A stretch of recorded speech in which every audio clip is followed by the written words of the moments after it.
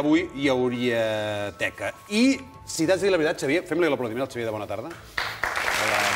Sí, és que veig el públic que estan així tots, allò, a punt d'aplaudir i no d'allò. Jo t'haig de dir, Xavier, que quan vam parlar dijous passat, semblava que l'opció, això que ha passat a Grècia, pel que ens havien explicat, que això que ha passat a Grècia, que ha guanyat Nova Democràcia, que és el partit que semblava que es podia més bé entendre amb les institucions europees i, per tant, el que menys podia arribar a un trencament amb la situació actual, doncs semblava que si guanyava aquest partit, doncs tot aniria millor. I deu anar més bé per Grècia, se suposa, però nosaltres ens ha deixat igual que estàvem. Sí, a veure, està clar que a Europa hi ha molts problemes, que Espanya té un tipus de problemes, que Grècia té un altre tipus de problemes, i avui es veu clarament que aquells que deien, aquells ministres que deien que els problemes d'Espanya vienen de Grècia, potser han anat massa ràpid a l'hora de dir-ho. El que sembla clar és que a Grècia s'ha salvat un matchball. Semblava que si guanyaven els de Syriza doncs podria no només ser una catàstrofe per Grècia, sinó per la resta d'Europa, ja que demanarien no pagar els deutes, cosa que portaria la Merkel a haver de dir si els acaba ajudant o els acaba ajudant, amb aquella partida de pòquer tan tràgica que estem vivint, i això hagués pogut acabar amb una escalada a la sortida que acabés amb la sortida de Grècia de l'euro. Això no ha passat, però això no vol dir que els problemes d'Espanya, que són del sistema bancari fruit de la bombolla immobiliària, s'hagin arreglat, perquè els problemes, diguem, són diferents. Grècia és una cosa i Espanya és una altra. I, per tant, avui que pugi la prima de risc i tot això, en principi no té res a veure amb Grècia, ja està. Correcte. Val. Doncs comencem, si et sembla. Primer analitzem què ha passat a Grècia i després anem a Espanya. La victòria de Nova Democràcia. Ara obre una negociació entre el govern grec, perquè sí que ha dit aquest nou govern, o el que serà el nou govern, que vol renegociar les condicions. Correcte. O sigui, volen respirar una mica més bé, sobretot en el temps en què han de pagar tot el que deuen. Clar, a veure, els grecs s'han vist tots arrossegats pels partits aquests que deien que no s'havien de pagar els deutes o que no s'havien de pagar amb les condicions que havien negociat els partits que havien fet l'acord de rescat, el memoràndum famós que es diu, doncs les condicions havien de ser diferents i llavors això ha arrastrat a tots els partits a prometre que ells també renegociarien el deute. Perquè, a veure, si bé és cert que els problemes de Grècia no venen de l'austeritat, l'austeritat és la conseqüència de que Grècia tenia uns problemes, va haver de demanar un rescat i els socis europeus van dir us deixem calés, us prestem calés amb condicions favorables, però, com a tots els rescats, a canvi vosaltres heu de fer les reformes que nosaltres pensem que s'han de fer perquè pugueu tornar als calés i perquè pugueu tornar a la via del creixement econòmic. I aquestes condicions, tots sabem, és l'austeritat, les famoses retallades. Doncs això no és el que ha causat, insisteixo, el problema ve d'abans. El que sí que és cert és que, com ja hem dit 1000 vegades en aquest programa, quan tu fas austeritat enmig de la crisi, quan tu puges els impostos al mig de la crisi, quan tu baixes la despesa, quan tu acomiades treballadors, quan tu baixes salaris al mig de la crisi, doncs la crisi s'agreuja. A curt termini s'agreuja, per més que sigui necessari a llarg termini tenir austeritat. A la llarga no es pot tenir, no es pot estirar més el braç que la màniga, totes les famílies ho saben. No pots demanar prestat sempre i pagar el que t'has demanat prestat amb un altre préstec i anar fent la bola de neu més grossa. Això no pot ser. Però això no treu que, malgrat que a llarg termini sigui important ser auster, no tenir un deute massa gran, no pagar el deute amb més deute, a curt termini això, si tu soluciones això amb austeritat, a curt termini les conseqüències són negatives. I és per això que els partits, ara tots els partits grecs durant la campanya electoral han promès que anirien a Alemanya i li demanarien que aquestes regles que han acordat i que han firmat, que els grecs han signat i que si no ho compleixen no venen més diners, doncs que aquestes condicions es relaxin una mica. Que sembla que Alemanya ha dit que ha obert avui l'escletxa a poder-ho negociar. Ara Alemanya... A veure, és que aquí tornem que estan jugant una partida de pòquer. Alemanya ha fet un gran esforç, tot el món occidental ha fet un gran esforç, fer la pressió, anunciar que vindrien catàstrofes molt grosses si guanyava Syriza, cosa que molts han interpretat com una ingerència amb la sobirania nacional a l'hora de votar, Però, clar, aquesta ingerència, aquesta pressió que s'ha fet, ara els alemanys o els europeus hauran de dir hauran de donar alguna cosa a canvi. Clar, si ara deixen penjats en els partits que figura que són proeuropeus, doncs, òbviament, hi haurà una catàstrofe. El problema és que el que jo crec que els alemanys estan disposats a donar no és molt. No és molt.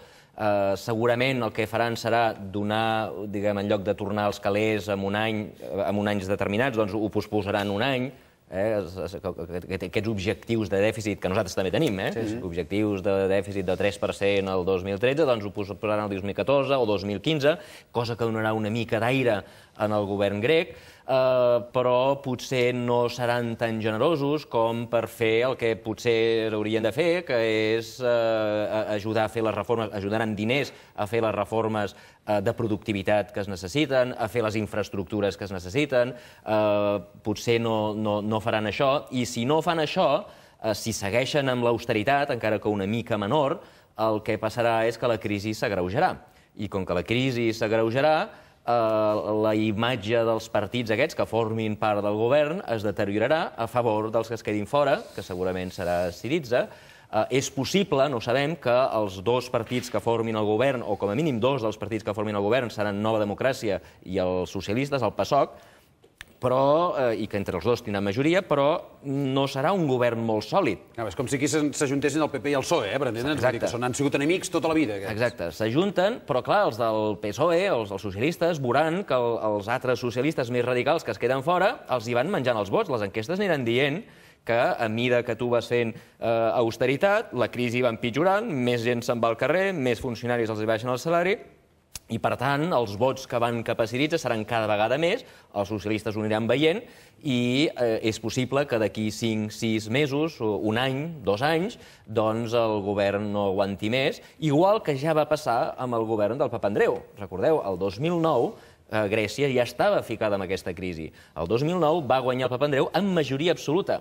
Una majoria absoluta de 10 diputats. 10 diputats per sobre de la majoria absoluta. Igual que el Partit Popular, per cert. I fixeu-vos el deteriorament que hi ha hagut de la imatge del Partit Popular en només 6 mesos, que de novembre a desembre semblava que havia de ser la gran salvació.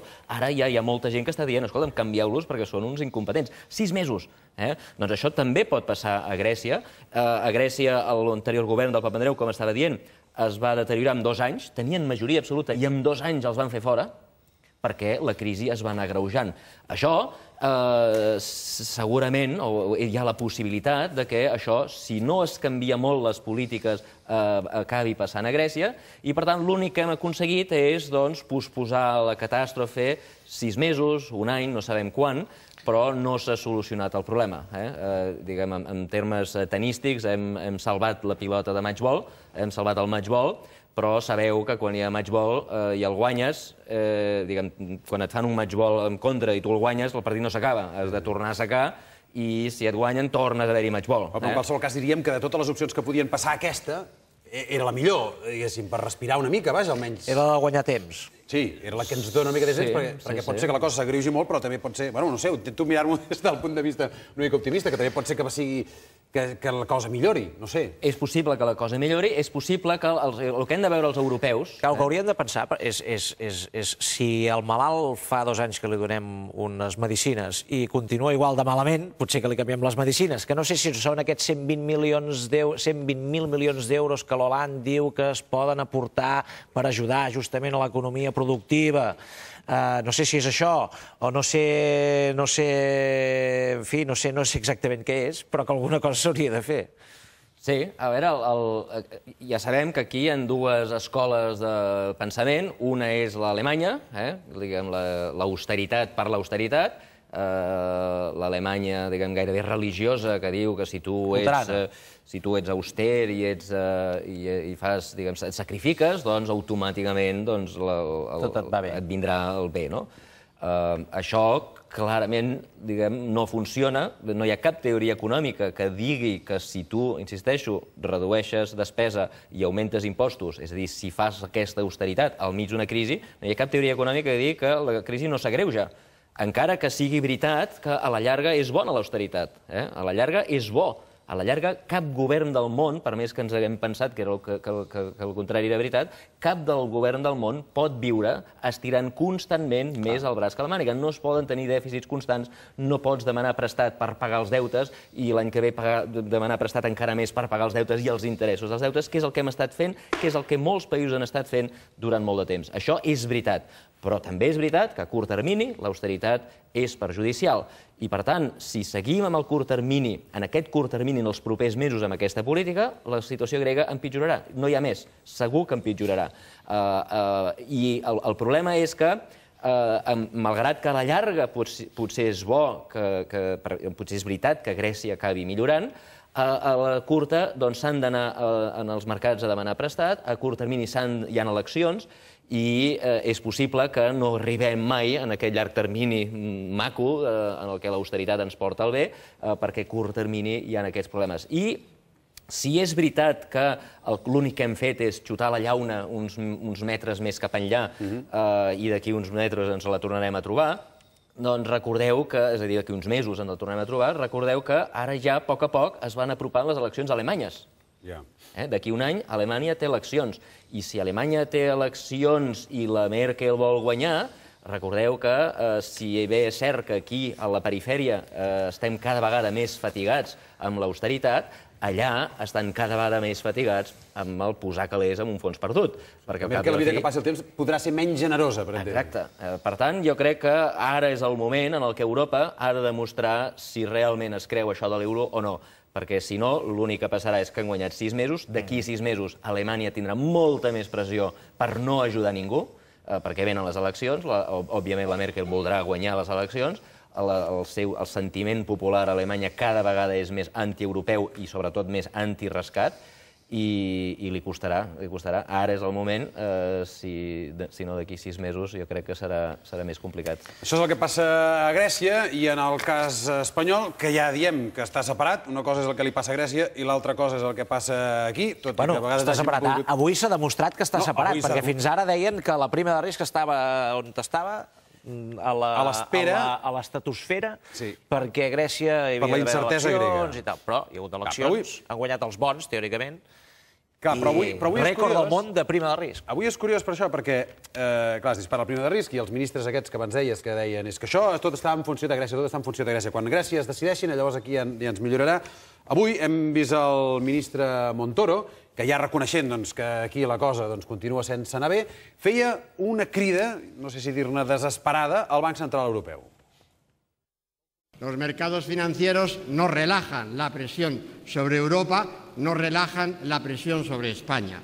Instituciones como el Banco Central Europeo, que debe responder con toda firmeza, con toda fiabilidad a esas presiones de mercados que todavía intentan obstaculizar.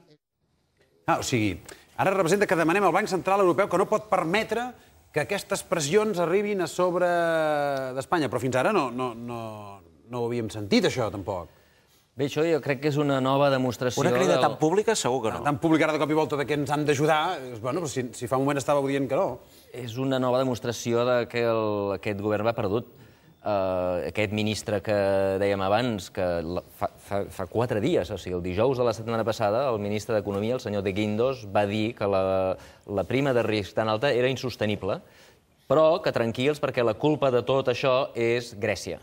I un cop guanyin els bons a Grècia, tranquils que la prima de riesgo desaparecerà. Els governs d'Espanya, no només aquest, sinó l'anterior, s'han caracteritzat per no assumir mai les responsabilitats. Fixeu-vos que sempre o bé han negat la crisi i quan l'han acceptat han donat les culpes als demés. Que si la culpa és de les autonomies, que si la culpa és del New York Times i del Financial Times i dels diaris anglosajones que tenen mania a l'euro i que l'únic que volen és que Espanya pateixi perquè és l'eslabón més dèbil de l'euro. Que si els grecs, que sí, o sigui, sempre la culpa és dels altres. Mai ningú assumeix la responsabilitat, mai ningú diu, escolta'm, aquí el problema som nosaltres, mai ningú diu, potser no tenim un plan, mai ningú diu, escolta'm, potser el que hem fet fins ara està fet al revés. i tot el que fan sembla, diguem, dissenyat per enganyar la gent. Insisteixo, l'espectacle del cap de setmana passat, on, després de negar que era un rescat, els diaris internacionals se'n van enfotre, es va dir que no havia condiciones i surten els europeus i diuen que sí que hi ha condiciones. És a dir, tot aquest espectacle no fa res més que confirmar que aquest govern sembla que ha perdut el nord. El que està passant ara és conseqüència directa de la mala gestió que hi ha hagut de la crisi econòmica per part dels successius governs espanyols, que, insisteixo, acaben sempre donant la culpa als altres, i l'últim episodi és aquest de que la culpa és de los griegos. És massa d'hora, i aquí hauríem d'anar amb cura, sempre hem dit en aquest programa que els moviments d'un dia de la borsa i de les primes de risc no reflecteixen la veritat. És possible que hi hagi pànics i coses que fan pujar i baixar les coses en el curt termini.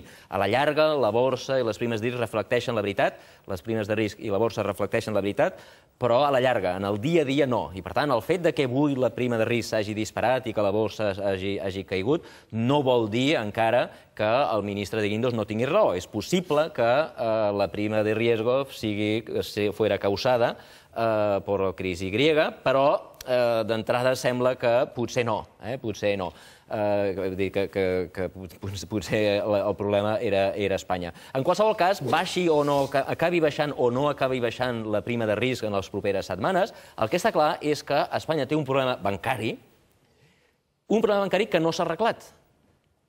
La setmana passada, el cap de setmana passat, es va fer aquell anunci a correcuita del plan de rescat per la banca que figurava que havia d'arreglar i que vam dir aquí que no arreglaria el problema perquè no era un rescat dels bancs, sinó que era un préstec al govern perquè el govern rescatés els bancs, cosa que augmentava el deute públic, per tant era una simple transferència de deute de bancs cap a deute públic, i que es va fer tot això sense explicar-nos exactament quines serien les condicions. És a dir, el cap de setmana passat, després de posar presses al Fons Monetari i posar presses a tothom de que havíem de fer-ho tot el cap de setmana abans de les eleccions gregues, en lloc d'anunciar el plan amb les condicions, el MOU, que es diu, el Memorandum of Understanding, on es deien les condicions, 1, 2, 3, quan s'ha de pagar, qui pagarà els calés, si serà subordinat o no serà subordinat, si els tipus d'interès seran 3, 4, 5 o 7%. En lloc d'anunciar el plan, ens diuen que hi haurà un plan. És a dir, en lloc de dir el plan és aquest, ens surten i ens diuen senyors, tenim un plan perquè surti un plan. És a dir, en lloc de sortir el MOU, van fer com el Real Madrid i va sortir el Caranca. És a dir, va sortir un substitut de plan en el qual no es va especificar res i, per tant, ens va deixar amb la incertesa brutal de no saber aquests 100 milions d'on vindran, si aquests 100 milions, un cop els tingui el govern espanyol, seran prioritaris o no. És molt important saber qui serà el primer de cobrar en cas que Espanya faci fallida. La gent que hi ha prestat fins ara o els nous? Perquè, clar, si són els nous, la gent que t'ha prestat fins ara sabrà que ja no són els primers, sinó que són els segons. Per tant, el que faran ells serà pujar la prima de risc. Hem de saber les condicions. Hi ha condicions macroeconòmiques o no? Faran més retallades o no faran més retallades? Clar, com que ens anuncien un plan, però en lloc del plan ens diuen que no saben ben bé quines són les condicions, òbviament els mercats es posen nerviosos i ningú sap, i es curen amb salut, doncs pujant la prima de risc per si de cas. I continuem amb la incertesa. Clar, el qui sí que per això sembla que posa algunes condicions o fa uns suggeriments o dona uns consells al govern espanyol és l'FMI, el Fons Monetari Internacional. Li ha dit a Espanya que ha de fer unes coses que el president Rajoy ja ha dit que no farà, però ara li demanarem l'opinió al Xavier. Serà després d'aquesta pausa, que és curtíssima, no us n'adonareu i estarem aquí. Xavier Sala i Martín, la situació creada després de les eleccions gregues d'ahir, que semblava que a nosaltres ens havia d'anar bé, avui, almenys avui, no ha anat bé, veurem què passa els pròxims dies, però abans de parlar de les condicions que l'FMI demana a Espanya, això que sentim abans del Montoro, que deia el ministre, deia demanem al Banc Central Europeu que actuï ràpid perquè tenim unes pressions a sobre dels mercats molt fortes i el Banc Central Europeu ens hauria d'ajudar a defensar-nos. Què pot fer el Banc Central Europeu? Què li està demanant exactament que faci? Doncs no ho sé, perquè el senyor ministre hauria de saber que el Banc Central Europeu no pot, per estatuts, comprar deute públic directament en els governs. Per tant, això que demani que el Banc Central Europeu compri deute espanyola perquè així Espanya es pugui finançar a uns tipus raonables fins que passi tota aquesta bogeria és una demanda vàcua perquè és impossible, no es pot fer. De fet, és per això que el Banc Central Europeu, al mes de desembre, es va inventar aquest programa que es diu ELATRO, o LETRO, que li diuen, que vol dir finançament a llarg termini dels bancs, en el qual es deixava calés en els bancs a un 1%, crèdits a 3 anys, en els bancs, i el que feien els bancs, majoritàriament bancs espanyols, era demanar préstecs en el Banc Central Europeu, a 1%, i compraven deute espanyol, és a dir, que eren ells, els bancs, els que finançaven en els governs a un tipus d'interès una mica superior i es quedaven la diferència. Això és el que van fer, és un programa que va funcionar durant uns mesos i que jo crec que va alleugerir el problema una mica, però a base d'agreujar el problema a llarg termini. Per què agreujar?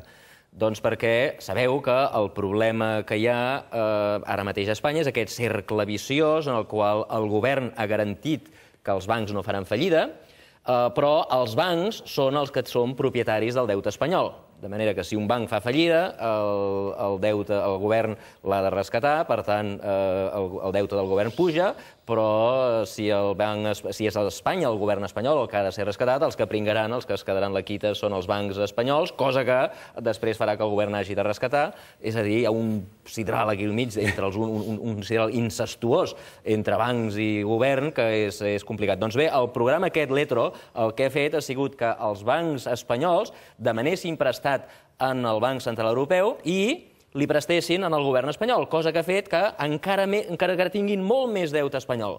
Per tant, d'alguna manera, el problema aquest incestuós s'ha agreujat, no ha millorat. És veritat que a curt termini en els governs això els hi ha anat bé. Recordeu que aquí el govern de la Generalitat un líquid per pagar les nòmines, va poder pagar la nòmina de Nadal etcètera, gràcies a això. Però, clar, el preu ha estat que els bancs, el Banc Sabadell, concretament, en aquest cas, que és el que va demanar calés per prestar a la Generalitat, ara té més deute del govern. No podríem començar tot el món de zero? Perquè és que hi ha un pollastre tan monumental que no sé, tornem a començar. No devem res ningú, que ningú digui res i tornem a sense que ningú començar. es mori ni res, no cal bomba de neutrons ni res. No, però potser si el Banc Central Europeu digués, escolta, que no n'hi ha per tant. Amb el bescanvi, Amb el trueque. Amb el trueque, no? No, però si el Banc Central Europeu ara digués, per exemple, públicament, escolta, no hi ha tant problema amb Espanya, això serviria per a alguna cosa? A veure, dir mentides mai ha funcionat. Val, molt bé, ja està. Ja ho hem intentat. Ja ho he intentat. O sigui, mentides ja les ha dit el Zapatero, les ha dit Rajoy, i el problema és que t'enganxen. Recorda, el dijous passat, el de Guindos ens va dir que tranquils, que la prima de risc baixarà perquè Grècia. O sigui, va dir una mentida que, a més, és tan inconscient perquè és una mentida que tothom ha pogut comprovar el dilluns. Hosti, si dius mentides, digues una mentida pel segle XXII. Que es perdi pel camí. Clar, que llavors la gent ja estarà tots morts quan no sigui de... Sí, però el dilluns, que tothom ho veu, home, i això no ha funcionat mai. O sigui, dir mentides no és veritat. Si Espanya va malament, s'ha de dir. Els bons metges, i a mi, recordeu que a mi m'agrada comparar els economistes amb els metges, som els metges de l'economia. El metge no és el que et diu tot està bé. El metge bo és el que et diu tens una malaltia molt greu, un càncer, problemes al cor, el que sigui, però tranquil, que sabem quin és el problema i aquesta és la solució. Mentre no es faci això, mentre no es digui tenim un problema greu, però tranquils, aquesta és la solució i la implementarem, no s'arreglarà. Mentre es vagi dient que la culpa és de los griegos i que la prima bajarà el lunes perquè van a ganar los buenos en Grècia, escolta'm, no arreglaran mai el problema. És important dir la veritat. I si el Banc Central Europeu ara entrés en el joc aquest de la mentida i digués que Espanya va bien quan no va bien, aleshores el descrèdit ja no només seria entre les institucions espanyoles, que estan totes totalment desacreditades, sinó que el descrèdit arribaria a Europa. Com que ja he notat que això de tornar als orígens i començar amb el bescanvi no et feia molta il·lusió, a veure què et semblen les mesures de l'FMI que proposa, recomana que Espanya... Són els metges, no? Els metges de l'FMI, no? Diuen, a aquest malalt li falta això. Mesures que aquí hem dit algunes vegades, augment de l'IVA i impostos especials, reducció de les cotitzacions a la Seguretat Social. Augment de l'IVA i reducció de les cotitzacions a la Seguretat Social, és la rebaixa fiscal, la devaluació fiscal que hem explicat aquí, fiscal. que aniria bé per l'economia. Eliminació de la deducció per habitatge i reducció de sous públics, que això és el que Rajoy no s'atreveix a fer amb tots els Perquè els seus votants, diguem, una gran part dels seus votants són funcionaris. Per cert, Artur Mas, president de la Generalitat, li ha demanat a Rajoy que faci això. Però Si l'FMI i Artur Mas. mesures recurrents, tampoc no són molt diferents de les que ja fa temps que diem. Vull dir que no és allò que diguis, és que han trobat ara aquí la pedra filosofal. No, ja és això el que sembla. En canvi, Rajoy diu, no, això no ho farem. Però què ho fa? Per no perdre sobirania? O sigui, li sembla que li podran dir és que no estàs governant tu, sinó que està governant l'FMI? Doncs ja fa temps que jo he deixat d'intentar interpretar què és el que passa per la ment del Rajoy, però vull dir, totes aquestes mesures les hem explicat aquí, les hem explicat en aquella pissarra d'allà, això de devaluació fiscal. No és una cosa, no és una medicina màgica, una poció màgica d'un druida estrany que es diu Salamartín. No, això ho sap tothom. Entens? Ho sap tothom, tothom ho ha dit. I el que passa és que, clar, en lloc d'intentar solucionar els problemes, aquesta gent molt sovint el que intenten és guanyar eleccions, fer favors en els seus votants, i tots sabem que el Partit Popular, que molta gent es pensa que és el partit dels empresaris, no és el partit dels empresaris, és el partit dels funcionaris espanyols, no dels catalans. Per això als catalans se'ls hi ha rebaixat el salari i als espanyols no se'ls hi ha rebaixat el salari. I, per tant, aquí hi ha un electoralisme que jo crec que està en aquests moments és una mala cosa, no hauria de ser-hi, però crec que seria una bona mesura que es pugés l'IVA. Crec que és una bona mesura que es baixés no només les cotitzacions, sinó l'IRPF, tota aquella pujada de l'IRPF, i això també ho vam dir aquí en aquest dia, aquella pujada de l'IRPF era escandalosament negativa i tindria conseqüències perjudicials per l'economia. Crec que les altres mesures s'han d'implementar. I tornant al tema, has mencionat el president de la Generalitat, crec que en el descrèdit generalitzat que hi ha hagut de les institucions espanyoles, des del rei i els seus elefants, passant per Urdangarín, fins a arribar al president del Tribunal Suprem, la no renovació del Tribunal Constitucional durant anys, on hi ha un senyor que està mort i que encara figura castellà. Sí, encara exerceix. I 4 anys exercint de mort, diguem, això ja és... És del més enllà. És que és surrealista. Tot és tan surrealista, tot el que s'està passant a totes les institucions espanyoles, el banquer més important del país, que se li perdona haver evadit 2.000 milions d'euros a Suïssa. És a dir, el descrèdit és tan gran que, ostres, jo agraeixo que hi hagi alguns polítics que no poden fer massa, malauradament, com és el president de la Generalitat, que va sortir, fins i tot abans que el Rajoy, a anunciar el rescat quan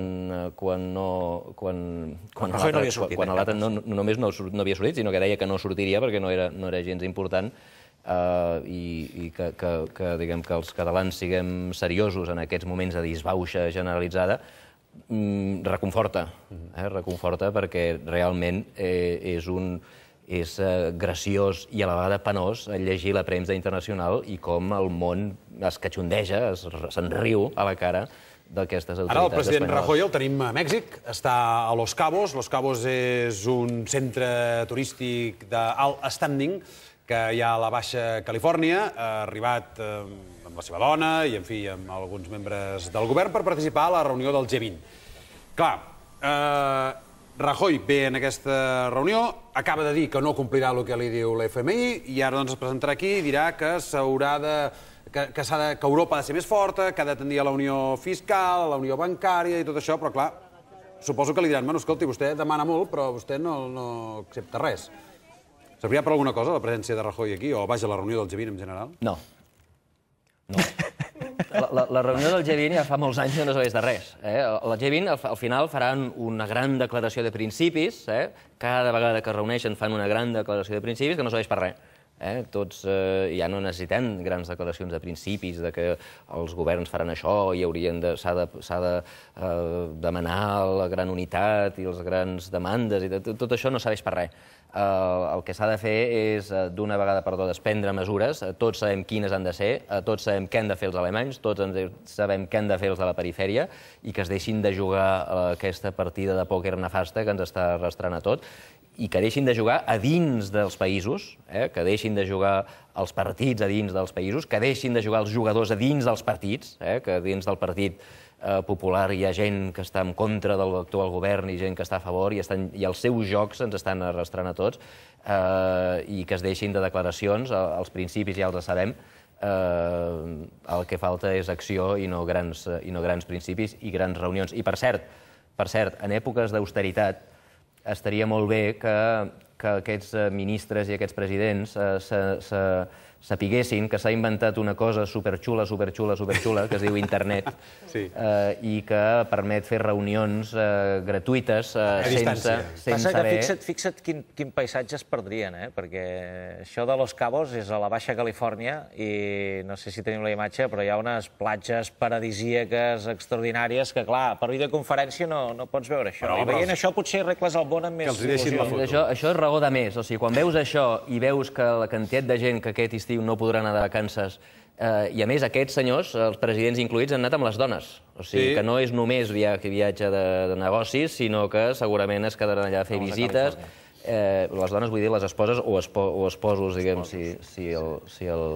com el cas de la Merkel, diguem, és una dona la que es presenta. Però en aquests moments d'austeritat generalitzada, em sembla una bogeria fer una reunió d'aquest tipus, una ostentació d'aquest tipus, tothom arribant amb el seu superavió pagat pels contribuents, amb aquestes reunions que es podien fer en una hora per internet i gratis.